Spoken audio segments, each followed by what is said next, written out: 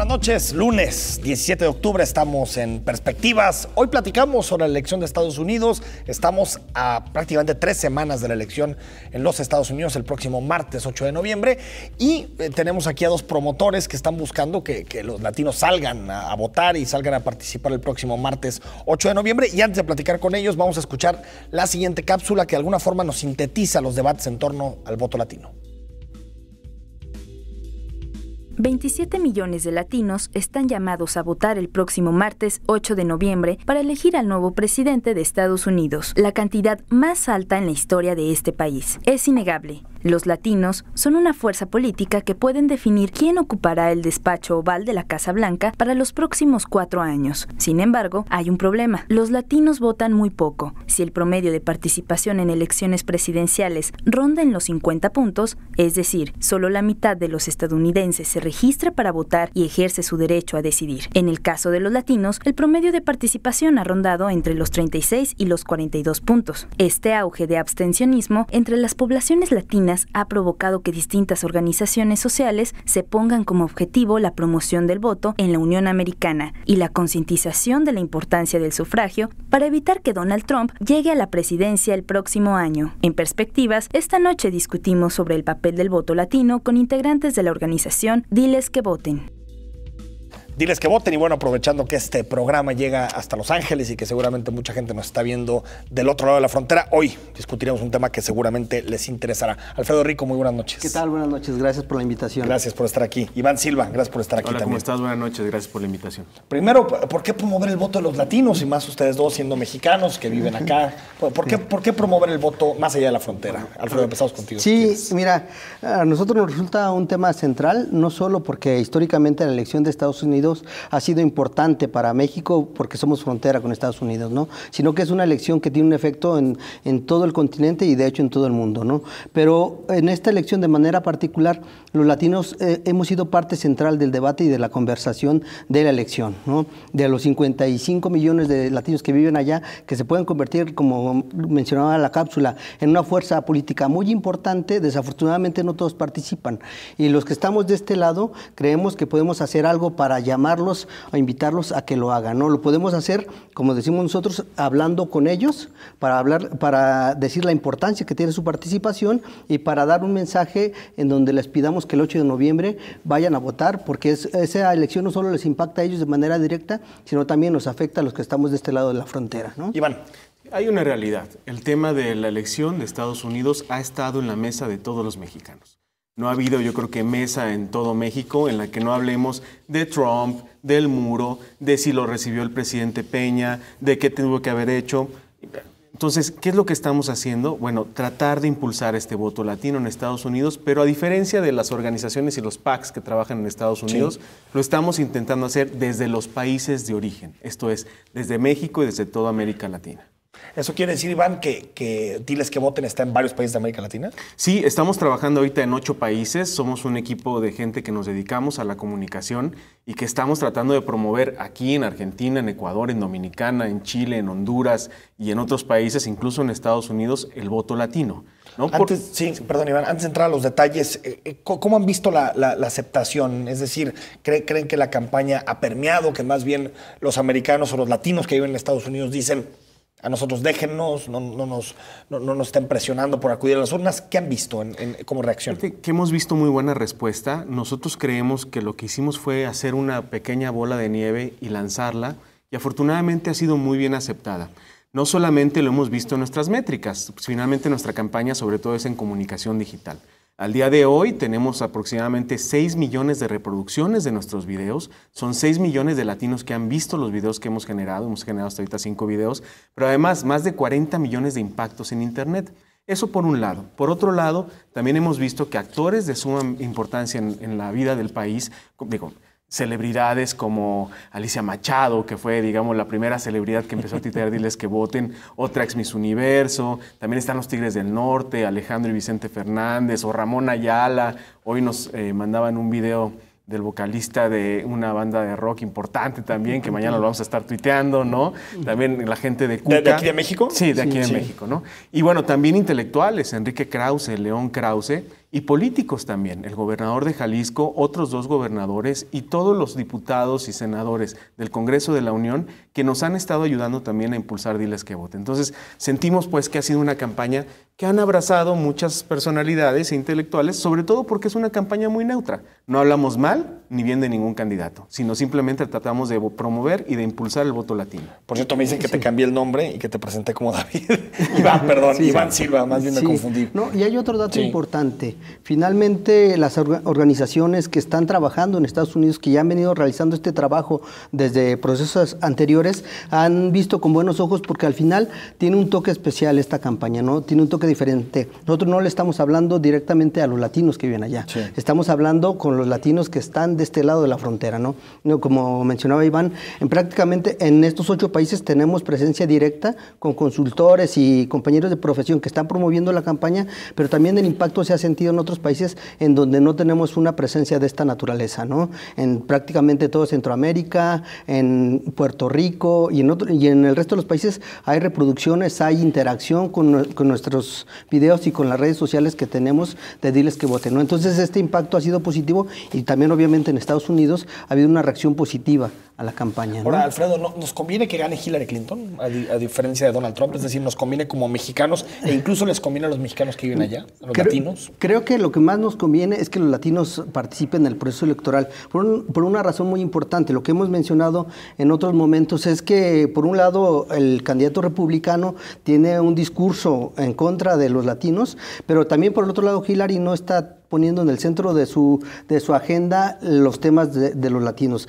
la reforma migratoria, los derechos laborales, los derechos a la educación, a la salud, es decir, no los está poniendo en el centro. Entonces, nosotros creemos que si los latinos participan y si se unen como una comunidad que se convierte en una fuerza política, van a obligar a que el tema de los latinos se ponga en el centro de la discusión. Y lo que más va a ganar es que una cantidad importante de latinos participen en el proceso y empujen una agenda que favorezca los derechos de los latinos. Creo que Alfredo le dio la vuelta, pero ¿quién crees que nos conviene? ¿Hillary? No, a ver, yo creo que definitivamente tienes un candidato que está hablando en contra de los latinos y los mexicanos.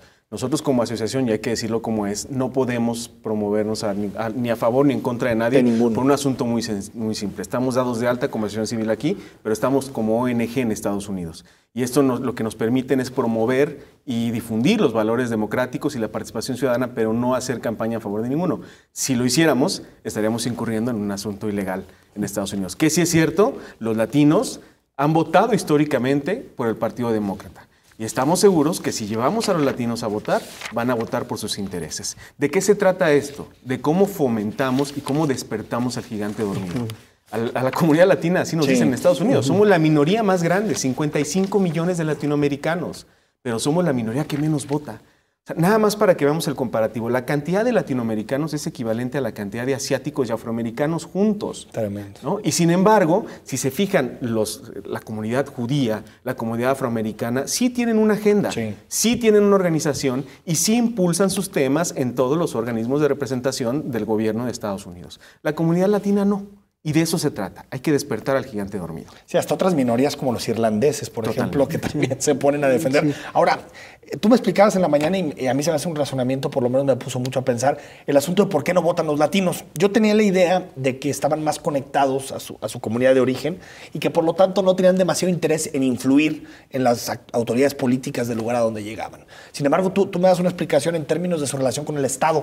¿Por qué no nos la platicas aquí? Sí. Que la cuente? Mira, el año pasado trabajamos con Mi Familia Vota, que es un organismo que justamente acompaña a latinos del Green Card a la ciudadanía, de la ciudadanía al registro y del registro al voto. Y nos dieron la oportunidad de hacer algunos estudios, algunos focus group con nuestros amigos del instituto que están en México, que son parte de Diles que Voten. Y lo que encontramos en estos focus, que eran ahí grupos de enfoque con un grupo de latinos, es, por un lado, hay una gran apatía, pero por el otro lado hay una gran decepción del Estado. Esto es, tú te vas de tu país de origen, en este caso 60% de los latinos que pueden votar en Estados Unidos tienen origen en México, por eso es tan relevante en nuestro país. Te vas de México y te sientes expulsado por el Estado. Sientes que el Estado, 1, es corrupto, 2, no te dio las condiciones para tener una vida digna y por lo tanto te vas. Llegas a un Estado donde te persiguen.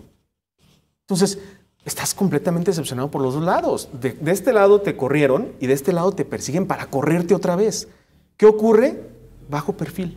te dedicas únicamente a trabajar. A y la chambearle. gente, sí, se va de la casa al trabajo y del trabajo al trabajo, porque tienen hasta 2 o 3 empleos. Y tienen esa dinámica donde están trabajando. No generan lazos, no generan comunitarios. vínculos, no se involucran, porque además están acostumbrados a esta dinámica laboral. El día que logran legalizarse o que tienen hijos que ya son nacidos allá, les transmiten esta decepción por el Estado.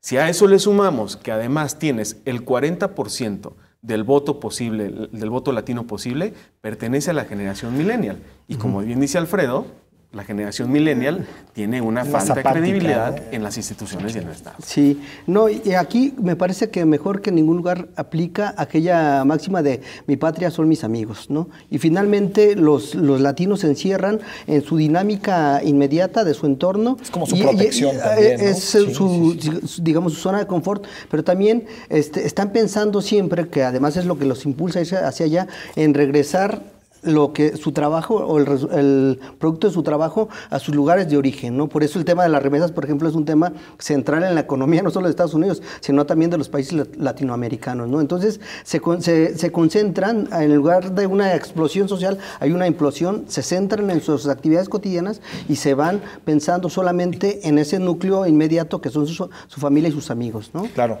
Y claro que hay una nostalgia por el país de origen. Sí. A ver, en caso particular, tuve la oportunidad de estar en mi adolescencia casi un año en Estados Unidos. Y claro que hay una nostalgia. Los latinos en Estados Unidos buscan los elementos que los siguen conectando con sus países de origen. Pero lo cierto es que tampoco terminan por conectarse allá. Directamente. Vamos al corte y seguimos platicando sobre la campaña Diles que voten.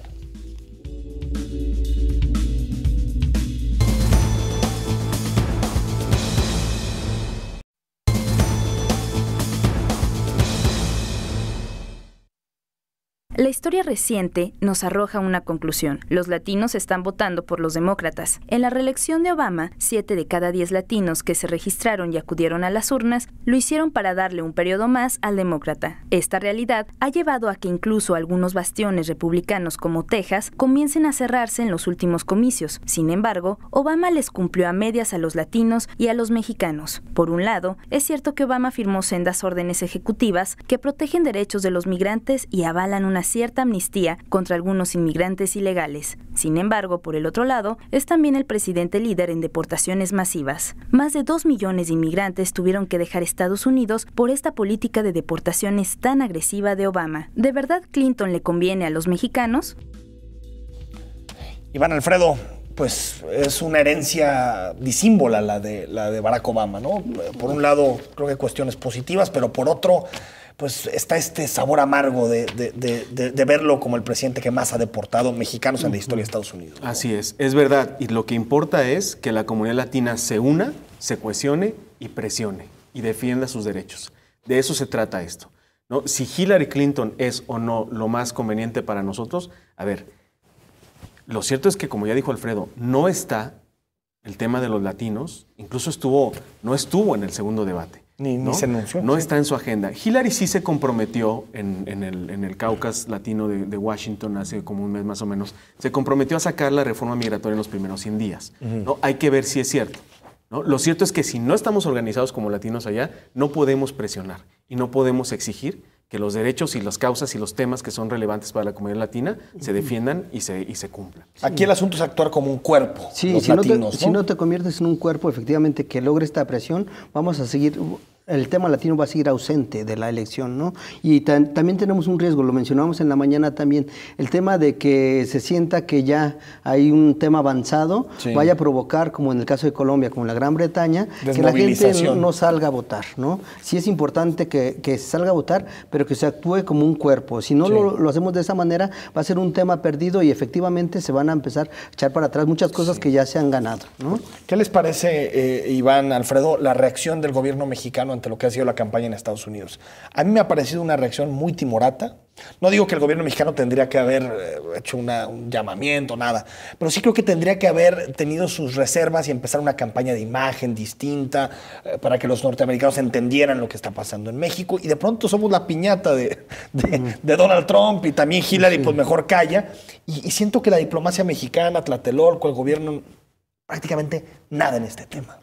Bueno, yo creo que como mexicanos todos no estuvimos muy contentos con cómo reaccionó el gobierno con el tema de la elección de Estados Unidos en general, no solamente hablando de esta última visita, pero también lo cierto es que no todo depende de ellos, sí, ¿no? Me parece mucho más relevante lo que pueden hacer todos los que nos ven en la casa que lo que pudo haber hecho el gobierno federal o estatal.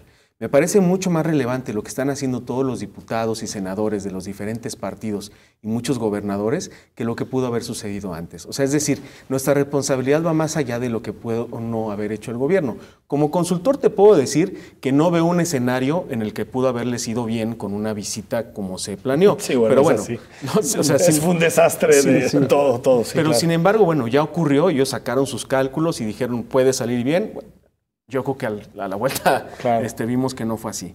Pero sí, digo, me parece más relevante lo que podemos hacer todos por la elección de Estados Unidos que lo que pudieron haber hecho. Pero te lo digo, Iván, digamos como articulador, porque me queda claro, y esta tesis la defendió Jorge Castañeda en muchas columnas, que sí lo que pudo haber hecho es incentivar que ciertas voces de mexicanos y de latinos en Estados Unidos se empezaran a escuchar, gente exitosa en Estados Unidos, gente que tiene negocios, que son deportistas, que han triunfado en la sociedad americana y que traten un poquito de eclipsar esa imagen de secuestradores, que de pronto Trump y los candidatos nos ponen a los mexicanos, ¿no? Porque además no es tal, digo, hay no que es tal, decirlo. Exacto, Somos claro, una fuerza económica importantísima en Estados Unidos y lo platicábamos hace rato. A ver, en términos de economía, más del 60% de los latinoamericanos que viven en Estados Unidos ganan más de $50,000 al año.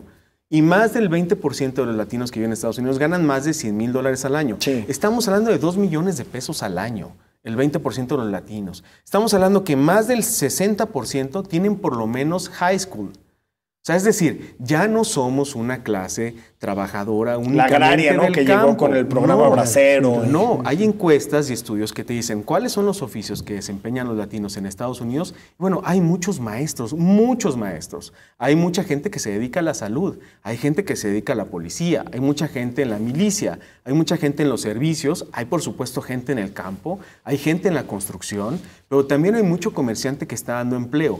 Si hablamos de que ese 60% gana el equivalente a $1 millón de pesos al año de nuestro país, digo, estamos hablando de una clase mensuales, pujante, ¿no? Y ahí es donde muchos encontramos la razón de por qué están nerviosos una parte importante, digamos, de los republicanos, ¿no? Están viendo una comunidad latinoamericana que está creciendo, no solo en términos de cantidad, sino en términos económicos, sociales y de su importancia y su rol en la sociedad norteamericana. ¿Faltó esa unión, digamos, de voces de gente exitosa en Estados Unidos? Definitivamente, ¿no? Y como tú lo mencionas, efectivamente el gobierno fue muy tímido en esta discusión en donde hay un planteamiento que nos insulta, que nos denigra, ¿no? Cuando finalmente no solo los datos hablan de esta importancia de los latinos en los Estados Unidos, digamos, ya somos parte, ya son parte de la dinámica cotidiana y le aportan en muchos sentidos. También digamos, el sabor de Estados Unidos en muchas ciudades ya tiene un sabor latino. Y en ese sentido, me parece que sí tiene que haber una defensa más allá del origen, una defensa de los derechos humanos en donde un personaje de esta naturaleza que aspira a ser presidente del país más importante del mundo pueda expresarse así de esta manera, ¿no? Lo que nos preocupa, y también lo habíamos discutido, es lo que está detrás de este tipo de planteamientos, ¿no? Cuando sentimos que ya había discusiones rebasadas en términos de hablar de personas de segundo nivel, de expresarse de esta manera sin respetar los derechos elementales, que pueda haber todavía un sentimiento de segregación de este tipo que nos puede preocupar y que incluso se pueda manifestar en la elección, ¿no? Claro. ¿Quién paga la campaña, Iván? Nosotros. Diles que voten. Sí, nosotros. La verdad es que es más un asunto de tiempo y de nuestro trabajo. Nos dedicamos a esto, somos consultores, tanto el instituto como nosotros. Tenemos una capacidad instalada que nos permite sacar diseños gráficos, guiones, producciones. O sea, no hay nadie detrás de esto, No, un la verdad empresario. es que no. Recibimos donaciones a través de la página, si alguien quiere donar. Nuestra página web, dilesquevoten.org, permite recibir donaciones y también vendemos Action Kits, que son playeras con calcomanías y pines, que ya hemos mandado algunas a California y algunas a Centro Sudamérica, y que eso nos permite también estar financiándonos para hacer más videos y seguirlos pautando. Pero en realidad está todo transparente en la página, todos los gastos. Sí, eso no Ahora, hay un asunto que después de que platicamos en la mañana me decía un amigo, oigan, este discurso antisistema no le va a beneficiar. Es decir, el discurso antisistema de Trump está claro, aunque yo creo que es más sistema que nadie, Donald Trump. Sí, o sea, pero digamos que al estar beneficiado toda su vida del sistema. Pero al es un estar discurso para el estatus quo, exacto, ¿no? pero al estar Clinton, Parece como si fuera un antisistema, un outsider, ¿no? ¿No creen que tantas campañas, tanta mala prensa a nivel mundial contra Trump le termine beneficiando?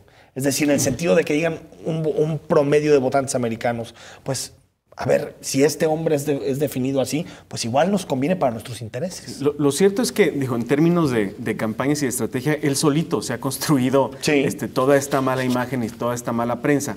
¿Qué preocupa? Que sí, efectivamente, la diferencia en todos los estudios no hable de más de 13 puntos entre ambos candidatos, siendo que uno no solamente ha dominado la agenda, porque hay que decirlo, la agenda la ha dominado Trump, en positivo y en negativo, ¿no? Sino que no cae a pesar de que le saquen lo de las mujeres, a pesar de que lo saquen lo de los latinos. Bueno, las mujeres creo que sí le terminó golpeando, sí, ¿no? Ya 5 puntos. Que en Estados Unidos eso es una bestialidad. Sí, pero no, algo así ocurre en México y estás de acuerdo que es una... Sí, seguramente se acabó la campaña, ¿no? Así es. Entonces, ¿qué preocupa? Que todavía haya un alto porcentaje de gente en Norteamérica que siga confiando en un candidato que a grandes rasgos no solamente es racista, ¿no? O tiene posturas muy radicales en torno a diferentes razas y orígenes e incluso religiones, sino que además tiene fuertes rasgos de misoginia, ¿no? Y tiene posturas en política, por ejemplo, en política exterior, ¿no? Que suenan totalmente absurdas, ¿no? Son un disparate, ¿no? Suenan un absurdo y efectivamente demuestra ignorancia en muchos temas, ¿no? Sin embargo, lo que preocupa es que hay quien todavía mantiene un apoyo hacia él, porque él al final también representa una parte de la sociedad norteamericana, hay que decirlo, ¿no? Aún él y su partido siguen representando intereses, siguen representando posturas que muchos siguen defendiendo. Ahora, la preocupación es si esas posturas terminan ganando la elección o si terminan quedándose fuera en términos del resultado, ¿no? Lo que importa desde nuestro punto de vista es que efectivamente los latinos comiencen a revertir este discurso y empiecen a mostrar que los latinos somos más que estas cosas que se mencionan de nosotros y obligar a los otros candidatos a poner en el centro del debate los temas de los latinos, ¿no? ¿Ves una diferencia entre los dos candidatos sustancial? Es decir, que dirías, serían dos gobiernos completamente distintos. Por ejemplo, a mí en política exterior me parecen bastante similares. Sí. Incluso los posicionamientos que tuvieron en el tema del Estado Islámico en el segundo debate, dije, pues muchas diferencias no hay. En otros creo que sí, distribución de ingresos, leyes laborales. Salud. Sí, exacto. ¿Tú crees que en relación a México sí serían dos posturas completamente distintas? Yo también creo que son muy similares en muchos sentidos. Al final, el margen de maniobra para los candidatos tiene que ver con los intereses que están dentro de los Estados Unidos, que al final es una nación muy potente, que tiene que ser muy cuidadosa en su política exterior, que tiene que ser muy cuidadosa en su relación con los otros países para poder sostener todo lo que se tiene ahí. Lo que sí es cierto, y lo vuelvo a decir, es que va a depender más bien de los latinos que impulsen esta agenda en donde no tengan otra alternativa más que responder a la agenda y darle salida a los temas que se puedan poner en la mesa, ¿no? Antes de irnos, que nos queda un minuto, bueno, si quieres, Iván, ¿quieres hacer un comentario sobre este tema? Adelante. ¿Quién se ha sumado a la campaña? Que nos des nombres de gente que se ha sumado. Sí, bueno, tenemos mucha gente que se ha sumado. Alicia Machado se ha sumado a la campaña, Tigres del Norte, Ramón Ayala, gente como Los Ángeles Negros, gente como Pepe Aguilar, que ha sido un gran impulsor. Villarraigosa. Antonio Villarraigosa, que fue alcalde, ¿no? de Los Ángeles. De origen mexicano, de Los Ángeles por 2 periodos. Estuvo Josefina Vázquez Mota, estuvo Gaby Cuevas, senadora mexicana. Todos los diputados y senadores del Congreso de la Unión se han sumado. Intelectuales como Enrique Krause, León Krause, de aquí Pedro Kumamoto también ya nos echó la mano, el gobernador, Aristóteles Sandoval, Paulina Sodi, Gonzalo Oliveros, digo, una gran cantidad de gente y comunicadores que se han sumado. Jones, ¿no? Iván, hoy, ¿no? La ex Miss Universo de... Lupita Jones. Lupita Jones se sumó hoy también, ¿no? ¿Y no has buscado a Andrés Manuel López Obrador? Fíjate que no. La verdad es que te voy a decir algo. Más que buscarlos, hemos tratado de promover la campaña y decirle a todo mundo que es un vehículo que todo mundo puede aprobar y que todo mundo puede aprovechar y que todo mundo puede promover, ¿no? Un mensaje de WhatsApp, René Rodríguez: formar una ONG-asociación para invitar a votar a los latinos en las elecciones estadounidenses va a provocar la intervención estadounidense en nuestro proceso electoral, dice.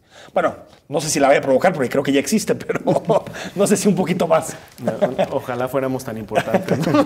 Iván Silva, gracias. No, gracias. Alfredo Rico, gracias por haber estado aquí con nosotros. Nosotros nos vamos y al regreso platicamos de un tema relacionado con el Congreso, la discusión sobre el presupuesto y este comité técnico que está formando la fracción del PRD. Volvemos.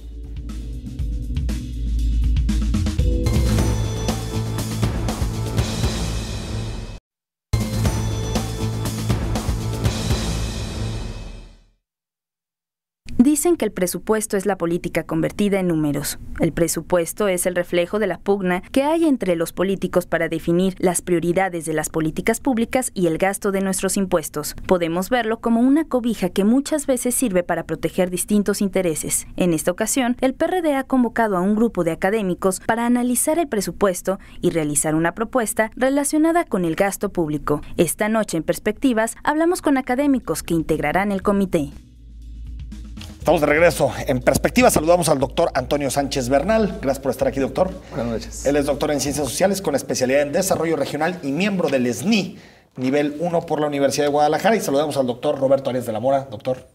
Muchas gracias. Es doctor en Ciencias Económico-Administrativas con orientación en políticas públicas, miembro del SNI nivel 1, realiza investigaciones vinculadas al sector público y con un área de conocimiento en estudios aplicados al gobierno local y regional por el Colegio de Jalisco. Saludamos a estos dos académicos porque formarán parte del comité académico que, formará parte de una serie de foros que se harán para analizar este presupuesto basado en criterios relacionados con el salario digno, con lo mínimo vital que ha estado promoviendo el PRD en las últimas semanas. Y preguntarles primero, doctores, ¿por qué participar en un comité de estas características? ¿Realmente creen que los diputados van a tomar en cuenta sus propuestas? Esperemos, ¿no?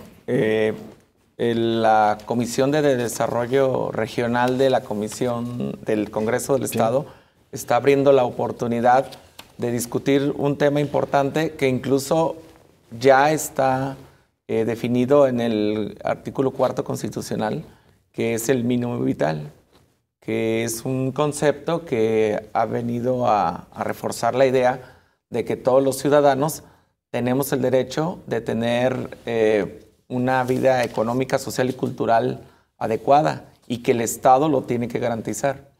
Entonces, en el momento en que esto llega a un artículo constitucional, se vuelve un mandato y esto se tiene que traducir en hechos en el presupuesto. Por eso, como académicos, estamos muy interesados en, bajo este concepto de incluir el mínimo vital en el artículo 4 constitucional de Jalisco, pues discutir qué alcances puede lograrse en el presupuesto. Doctor Roberto Arias. Sí, así es. La verdad es que nos entusiasma mucho la convocatoria que hizo la Comisión de Desarrollo Regional. Nos parece que es una oportunidad importante de incidir, digamos, de reflexionar en torno al sentido y la orientación de las políticas públicas en el Estado. Como bien lo plantea, la verdad es que esta reforma constitucional que introduce el mínimo vital pues es una reforma que habrá que revisar con lupa, sobre todo a la luz de los paradigmas de desarrollo vigentes en el Estado, ¿no? Sabemos que hay una política que se instrumenta, que es la política de bienestar, ¿no? Y este planteamiento pues supone ir todavía más allá. Entonces es un planteamiento muy interesante. Pero como el primer paso es el presupuesto, ¿no? Y entiendo que la mesa a la que se nos ha convocado es tratar de incidir en la oportunidad política que supone la próxima discusión política del presupuesto. ¿Qué significa, doctor, que realmente que esta idea del mínimo vital permee en el presupuesto? ¿Qué significa más dinero para educación, más dinero para salud, más dinero para las regiones? ¿Qué significa en términos concretos? Significa que revisemos de entrada el proceso de planeación y presupuestación vigente.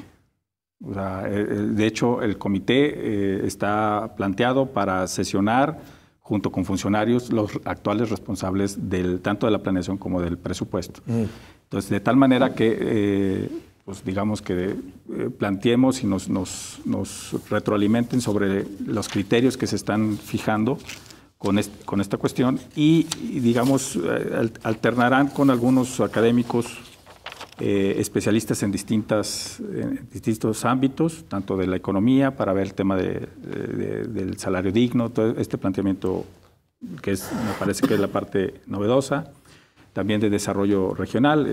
El doctor Bernal pues nos va a exponer desde su perspectiva digamos, el asunto de qué ha sucedido con el desarrollo regional en Jalisco. Creo que el desarrollo regional ha sido una apuesta importante en la entidad, lo sabemos. Sin embargo, como que entró en un proceso inercial y pues me parece que es la oportunidad fundamental para ver qué sucede, ¿no? Cómo detonar ese famoso desarrollo sostenible, ¿no? Vamos un poco en esa perspectiva de analizar y discutir el status quo del proceso de planeación y presupuestación del Estado. Claro. Doctor Sánchez. Bueno, algo que nos preocupa de los estudiosos del desarrollo regional es que primero se hace un plan de desarrollo y al año y medio se hacen los planes regionales. Pero cuando se hace el plan de desarrollo, prácticamente las secretarías se reparten el presupuesto. Y cuando se aterrizan los planes de desarrollo regional, ya no hay recursos. Y entonces lo único que queda es el FONDERREG. Entonces, de 90,400 millones de pesos. ¿Del presupuesto? Del presupuesto. Bueno, que eso es lo que anual. Inicia, porque después termina cerca de los 100. Claro. Pero ¿cuánto se está actualmente dirigiendo a las regiones de Jalisco? 240 millones. Es decir, ni medio punto porcentual del 25%.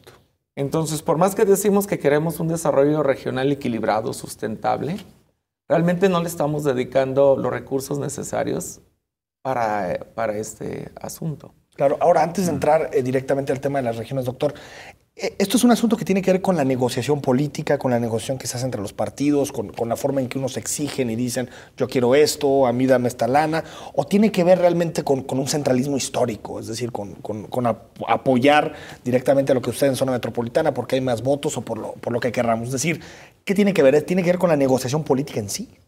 Desde tu punto de vista, digamos, esta concentración de recursos. Las estrategias de desarrollo realmente en la mayoría de los estados se concentraron en un gran nodo de crecimiento económico. Entonces, la zona metropolitana de Guadalajara y Guadalajara en general siempre ha sido un nodo de crecimiento no solamente para Jalisco, para el occidente. Entonces, esta inercia histórica no se ha podido, digamos, romper, sino que esta inercia sigue.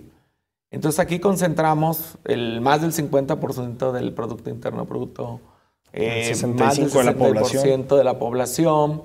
Entonces la inercia que ya tenemos como un nodo de crecimiento regional importante, es complejo romperlo. Y es importante para la competitividad de Jalisco mantener, digamos, ese nodo adecuadamente, pero lo que planteamos es que no hay que descuidar las otras 11 regiones de Jalisco. Claro. Doctor Barto Arias, ¿cuáles son los temas? Y ahorita si quieres también que nos des un comentario del tema de las regiones.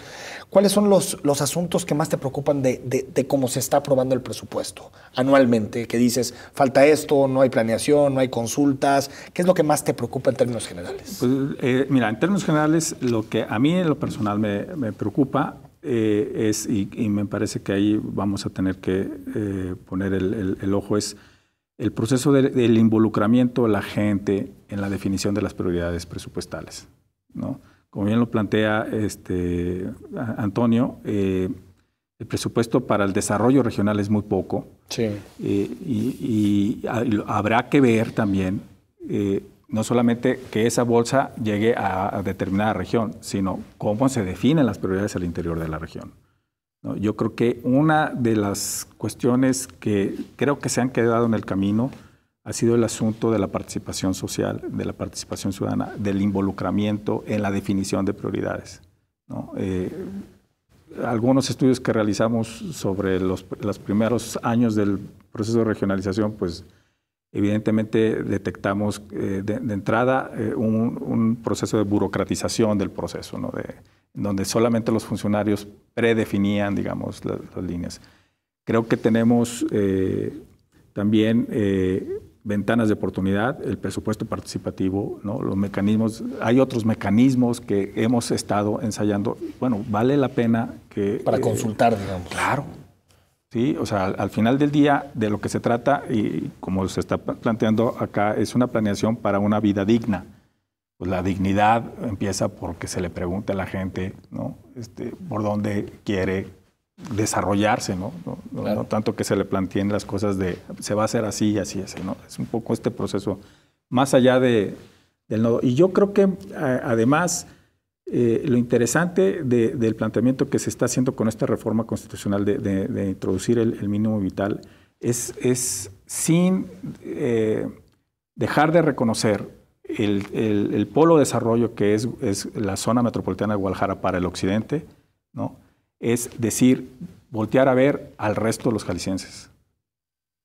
Es decir, señores, pues bueno, tenemos que apostarle, si esta zona metropolitana ha desarrollado capacidades, ¿no? Sí. de competitividad a nivel global, bueno, pues me parece que valdría la pena revisar también el esquema de solidaridad de la zona metropolitana hacia el resto de las regiones, ¿no? En este caso, doctor, mínimo vital es un asunto de ingreso, es un asunto de condiciones socioeconómicas, de acceso a servicios. ¿Cómo lo podríamos caracterizar? ¿Cómo lo podríamos definir, el mínimo vital? Eso es lo que habrá que discutir sí, en el proceso y de lo que tendremos que discutir en esta mesa que nos hemos sido convocados, ¿no? En concreto, sí. ¿A qué se te, digamos, en términos de filosofía, supone la garantía del Estado para que todo jalisciense tenga la oportunidad de desarrollar su potencialidad, ¿no? ¿Cuál sea esta? Pues en función de la que defina él desde su perspectiva y desde su Pero si está involucrado ingresos, si está involucrado sí, desarrollo educativo, desarrollo de salud. Exacto. Pero digamos, es que de pronto este tipo de conceptos que se introducen, que se me hacen muy interesantes, pero de pronto dices, pues parece papel mojado, porque digo, podemos meter a la Constitución 80,000 aspiraciones, ¿no? También ser más guapos y ser más... Sí, claro. Pero no sé de pronto decir, ¿y esto cómo se materializa con los problemas que tenemos de infraestructura? Es cambiar radicalmente la forma en que entendemos el gasto público, prácticamente de arriba para abajo. Es que hay dos maneras de llegar. Es decir, a través del ingreso directo, sí, que podría ser transformando el salario mínimo, como hay algunas fuerzas políticas que lo están impulsando. Por eso esta idea de un ingreso mínimo vital vía salario. Ajá. Y otro es el paquete, ¿no? El paquete de ingreso más los bienes públicos que te ofrece el Estado. Y ahí está la discusión del presupuesto. Es que, por ejemplo, hay una propuesta que a mí me parece muy interesante, aunque cuando una vez en el radio la puse a consideración de los radioescuchas, casi me mentaron la madre, que es una propuesta que está haciendo un diputado del Movimiento Ciudadano, que es cobrar impuesto a la herencia y que todo eso se vaya a un ingreso mínimo vital para los ciudadanos que estén debajo de la línea de bienestar de Coneval, ¿no? La que plantea Coneval. Pero era una cantidad de recursos tremenda para asegurar que creo que el mínimo vital son 2,100 pesos, creo que más o menos está ahí, y ni siquiera se llegaba con todo lo que se podría recaudar en impuesto a la herencia. Volvemos, seguimos platicando de este tema sí, claro, con los doctores esta noche.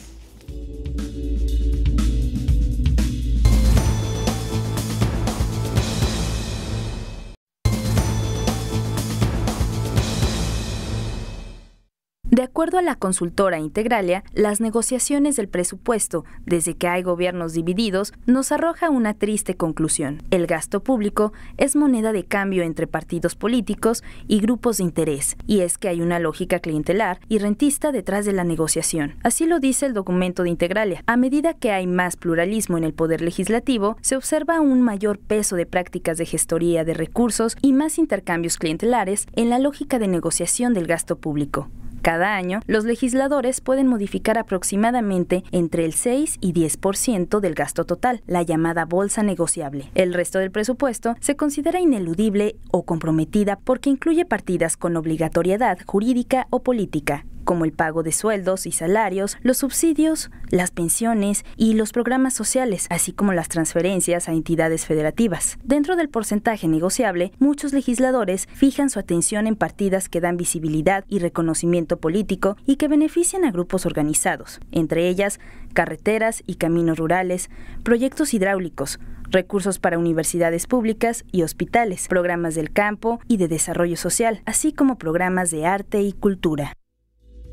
Estamos platicando con el doctor Antonio Sánchez Bernal y con el doctor Roberto Arias de la Mora sobre si podemos entender el presupuesto del Estado, que asciende a 90,000 millones cuando se aprueba y que termina prácticamente ejerciéndose 100,000 millones de pesos, si lo podemos entender desde una visión de los derechos humanos y de los mínimos vitales para la ciudadanía.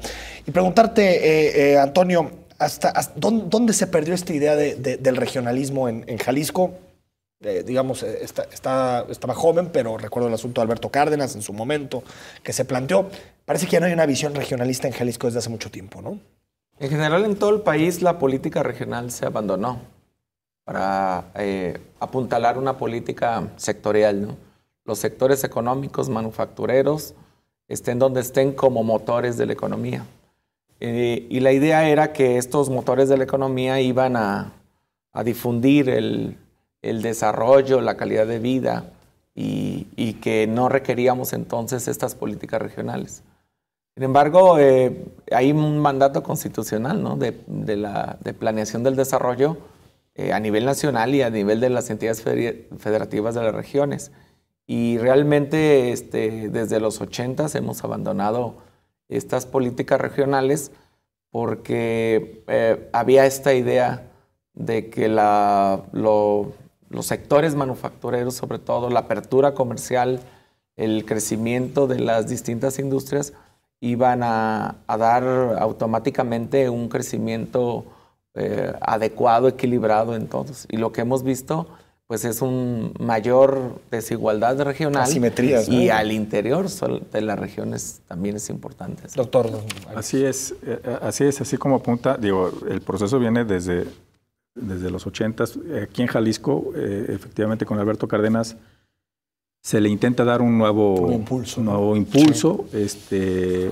Pero ese proceso se topó con una estructura administrativa, ¿no?, que no respondía a fueron más las expectativas que generó el gobernador en sus recorridos por los municipios, que yo creo que también un poco de incapacidad, ¿no?, de la clase gobernante de ese momento para poder hacer los procesos necesarios que permitieran darle continuidad.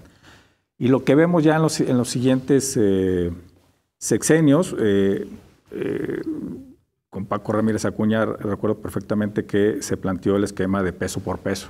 Entonces, a ver, autoridades municipales, tú me le metes dinero. Entonces, eso un poco mantuvo el asunto donde prácticamente se desaparece la variable territorial. Es el último sexenio panista, ¿no?, donde uno veía el plan estatal de desarrollo y decía, bueno, ¿y aquí dónde están las regiones? ¿No? Desapareció literalmente. Pura ciudad, ¿no? Exacto. Es en una lógica, literalmente, tú lo planteaste, política, ¿verdad? ¿Dónde están los votos? Ahí es donde se va el recurso, ¿no? Literalmente así fue. Claro. Ahora, volviendo al asunto, Roberto, del salario mínimo, el mínimo vital, ¿ustedes estarían de acuerdo en apoyar una propuesta, uno, para que se subiera el salario mínimo desde el punto de vista académico, y dos, para reemplazar, y lo decíamos un poquito en el corte, Antonio, reemplazar algunas políticas asistenciales que existen por un ingreso mínimo vital? Habrá que estudiarlo. Habría que estudiar el planteamiento. A mí en lo personal me gusta, ¿no? Hay que revisar sobre todo la política laboral, ¿no?, de este país. Este asunto del salario mínimo me parece que ya está agotado. Rebasado, ¿no? Rebasadísimo. Hay una apuesta del gobierno de la República por reactivar el motor interno de la economía a través de estas famosas reformas estructurales. El famoso motor interno no podrá reactivarse en tanto tengas 50% de la población en pobreza o en condiciones que no puedan acceder al mercado. O sea, por Dios, entonces sí necesitamos repensar este asunto. Y ya específicamente, si me lo planteas, ¿por qué vías? ¿No? Habría que, pues esa es la parte que... Y si los estados pueden, ¿no? Porque hay también esta controversia de si el salario mínimo es una atribución de la federación exclusiva, cosa que, por cierto, no hay ninguna jurisprudencia. Tendría que ser una controversia nueva.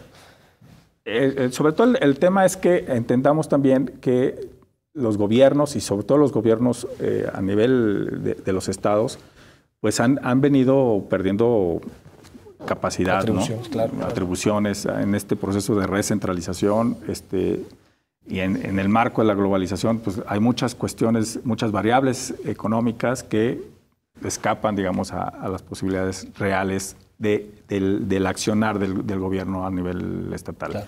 Esas son las cosas que hay que debatir, ¿no? Claro. ¿Cómo ves, Antonio, el ingreso mínimo? Hay que decirlo, en muchos países este ingreso existe. Ahorita que se me viene a la cabeza, por ejemplo, en Francia existe también en algunas comunidades de España, como por ejemplo en el País Vasco existe el ingreso mínimo vital. ¿Qué pensarías de esta propuesta? Bueno, definitivamente no creo que nadie esté en desacuerdo con que tuviésemos el mínimo, un salario que constituyera el mínimo vital. La gran pregunta es ¿de dónde? Entonces hay dos vías, ¿no? Directamente a través del salario Que esto, algunos se oponen porque se supone que el salario tiene que estar ligado a la productividad del trabajo. Que lo está. Y entonces dice, si la productividad no ha ascendido, entonces ¿por qué va a ganar más? Y la otra es a través de transferencias directas. Es decir, que cada familia, por un estudio socioeconómico, se diseñe una política y se garantice por estratos ese mínimo vital. La pregunta es, ¿de dónde sale ese recurso? Exacto. Entonces, si tenemos un paquete de programas sociales... Sí, Estado-mercado, ¿no? Sí, pero si tenemos un paquete de programas sociales, la gran pregunta es, ¿qué es mejor y qué tendría mayor impacto? ¿Asegurar una transferencia que asegurase ese ingreso de mínimo vital? ¿O seguir gastando en políticas, en programas sociales focalizados, partidos, digamos?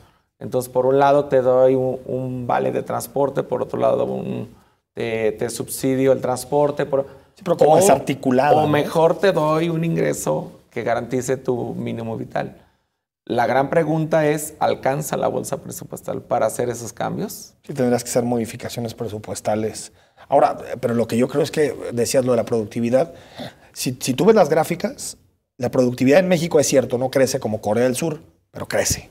Y crece año a año. Y el salario mínimo baja en términos de poder adquisitivo cada año. Es decir, hay claramente un desnivel. La productividad asciende, no tan marcado, y el salario no. Yo creo que más bien ese asunto de ligarlo a la productividad es una forma en que los empresarios sean un poquito justificados de pagar esos sueldos tan bajos que pagan, ¿no? Sí, eso definitivamente. Porque, o que dicen que no se haga por decreto. Pues sí, el salario mínimo es un decreto.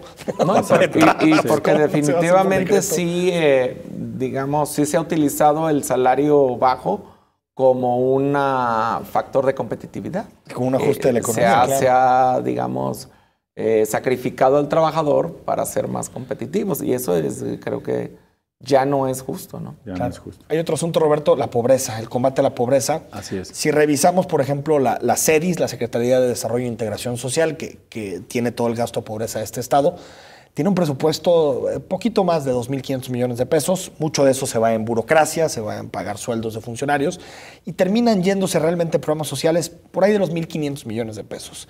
De 90,000, pues si dices que poco se invierte en pobreza, ¿habrá posibilidad de invertir más en pobreza desde tu punto de vista? ¿O es un gasto, mucha gente dirá, es un gasto tirado a la basura, mejor invertir en otras cosas? Es que aquí el tema del combate a la pobreza tiene que plantearse desde una perspectiva temporal.